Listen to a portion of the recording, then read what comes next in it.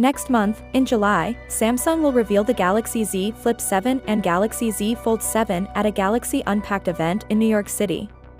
According to a Korean media rumor, Samsung plans to host the event in early to mid-July. According to all leaks, the Galaxy Z Fold 7 will be a bigger, thinner, and better phone than the Galaxy Z Fold 6. Since Samsung has reportedly taken its foldables seriously, one industry insider even asserts that the Z Fold 7 will introduce some firsts for the industry. The local Z Flip 7 model will be powered by the Exynos 2500 chipset, which Samsung has been developing for a long time, according to the Korean story.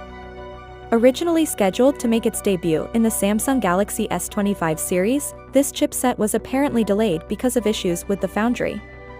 The report suggests that a Flip 7 with a different chip will be available in other areas.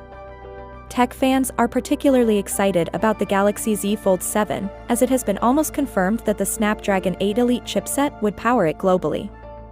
According to reports, Samsung is also developing a trifoldable smartphone, which is expected to be released later this year.